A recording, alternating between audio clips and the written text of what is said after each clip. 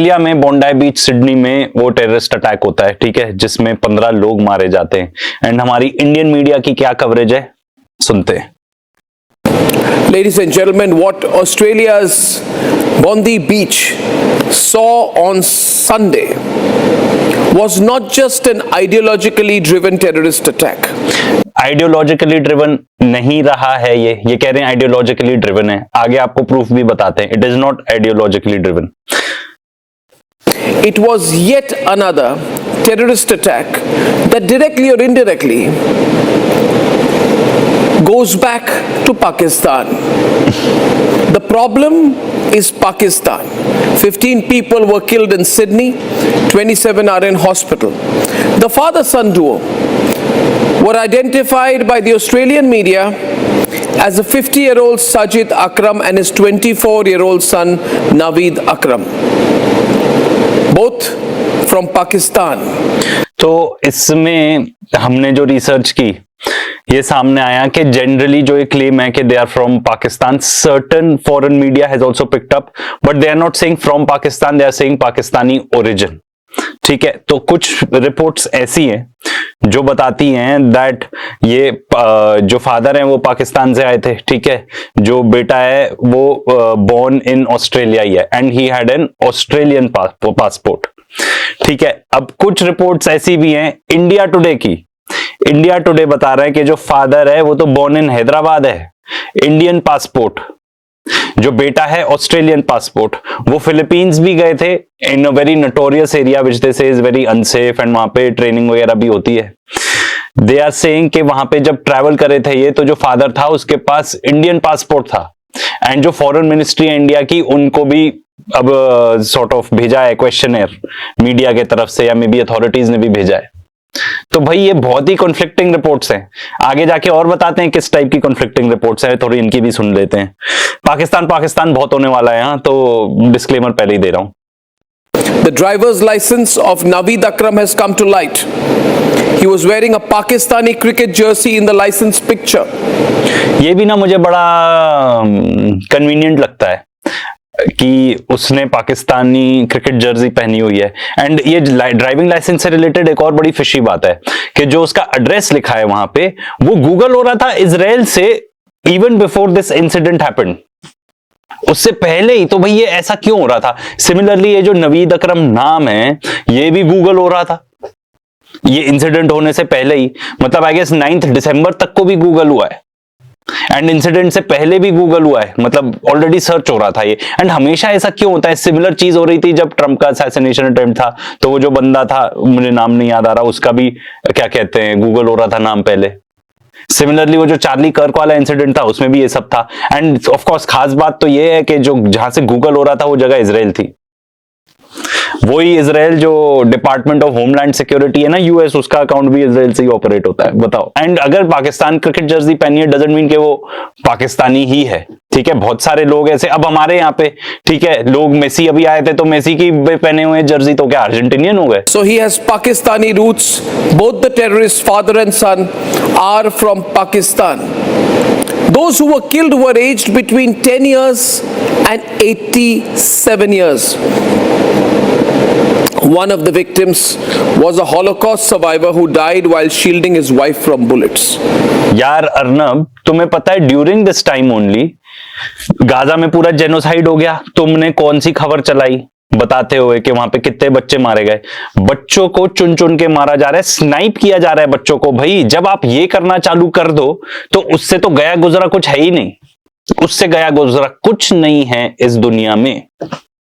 और ये वाली न्यूज तुम पिकअप कर रहे हो, तुमको पता है अभी भी वहां पे गाजा के अंदर इजराइल कंटिन्यूअस थोड़े थोड़े अटैक्स करते जा रहा है, ठीक है। वहां पे एड नहीं घुसने दे रहा, वहां पे तूफान आ गया, लोगों के पास शेल्टर नहीं है क्योंकि आपने सब कुछ तबाह कर दिया उधर, ठीक है। वहां पे टेंट्स भी नहीं है, टेंट्स का मटेरियल पूरा वेट कर रहा है ट्रक्स में, उसको एंटर नहीं करने दे रहे। थोड़ा बहुत ये भी कवर कर लिया करो। This is a first attack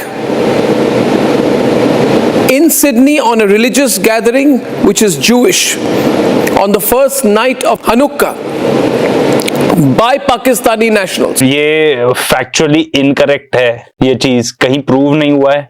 and ये जैसा बताया जा रहा है, कहीं इंडिया टुडे ही बोल रहा है इंडियन पासपोर्ट, और बाकी जगह काफी जगह इंडियन मीडिया में रिपोर्ट किया गया है पाकिस्तानी पासपोर्ट, एंड एक तो ऑस्ट्रेलियन नेशनल ही था ना, तो पाकिस्तानी नेशनल्स तो नहीं है, तो फैक्चुअली इनकरेक्ट है ये बात।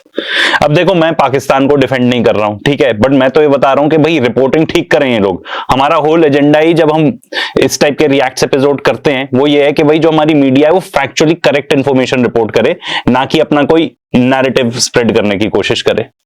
और इस पूरे इंसिडेंट में इसने कभी भी उस आदमी का नहीं जिक्र किया जो नैरेटिव इंजीनियर है, जो अक्टूबर 7 के अटैक्स में भी पाया गया था, यहां भी पाया गया, and full fledged Israeli spokes person है। इतना बड़ा कोइंसिडेंस एंड तुमने अपने पूरे 12 मिनट के कवरेज में वो बताया नहीं, पाकिस्तान पाकिस्तान करते रह गए। And that is where the story begins. Now let me take you back.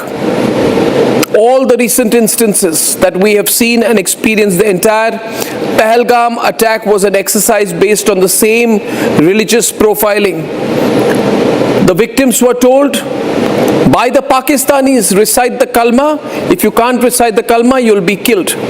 This is the again इसमें एक और फैक्चुअली इनकरेक्ट, हम देखो इंडियन है, हम डिनाई नहीं कर सकते कि वो पाकिस्तान से थे, नहीं तो, पर प्रॉब्लम ये है कि 26/11 और पहलगाम में दोनों में इशू ये है कि पहलगाम के टाइम पे कोई भी हम ऐसा प्रूफ नहीं बता पाए कि वो पाकिस्तानी है। नंबर 1, इंटरनेशनली कोई भी नहीं कह रहा कि वो पाकिस्तानी है, सिर्फ हम ही बता रहे हैं, तो that is a big problem. 26/11 के टाइम में तो पाकिस्तान ने खुद अग्री कर लिया था कि हाँ उनकी partly it was executed from our soil.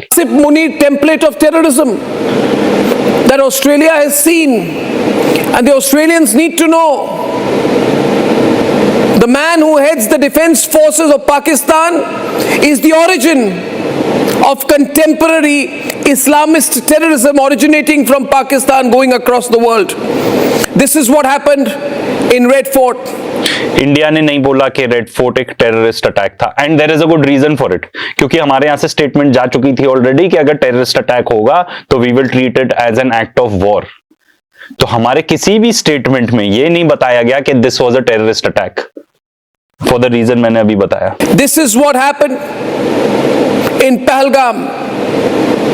This is what happened in 26/11, and this time they chose a Jewish gathering. They chose Jews in Australia. Kill if they think you don't deserve to live. Kill if they can't recite the kalma. Kill if you think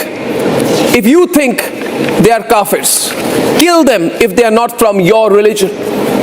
Ladies and gentlemen, Pakistan is the epicenter of global terrorism. To anyone watching this in Australia, I want to tell you, tell your government that what Netanyahu said is very right. Netanyahu का example दे रहे हैं यार, एक the biggest criminal in this world, the biggest war criminal also in this world, उसका example दे रहे हैं। मतलब ये रिपब्लिक कितना इन्फ्लुएंस्ड होगा bye Israel, I wonder.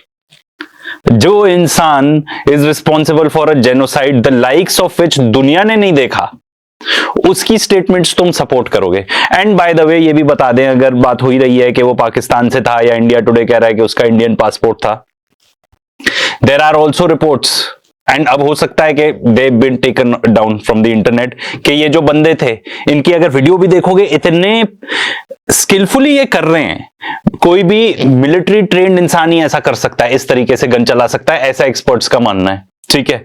And ये भी बताया जा रहा है कि they were IDF personnel, that guy, one of the guys was an IDF personnel. तो अब क्या बोलोगे भाई? और भाई अगर मान लो ऐसे मारना भी है जूस को, तो भाई सबसे ज्यादा जूस कहाँ हैं? ठीक है, आपके वहां पे इजराइल में है, तो उधर जाके करते ना अटैक, ज्यादा इंपैक्टफुल होता। ठीक है, जाके ऑस्ट्रेलिया में करना है ये, सिर्फ ऑस्ट्रेलिया में। एंड ऑस्ट्रेलिया में करने के बहुत बड़े रीजंस भी हैं, हमने एक पूरा वीडियो बनाया उसमें बताया ऑस्ट्रेलिया ने रिकॉग्नाइज कर लिया पैलेस्टीन को। बीबीसी में रिपोर्टेड है कि जो एंटीसेमिटिक क्राइम्स हैं जो ऑस्ट्रेलिया में हो रहे हैं वो फॉरेन फंडेड है।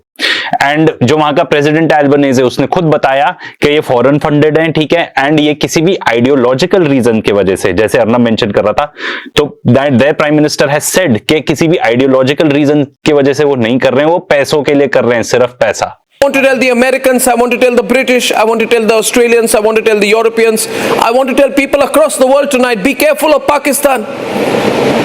I want to tell Trump tonight, be careful of Pakistan, Donald Trump.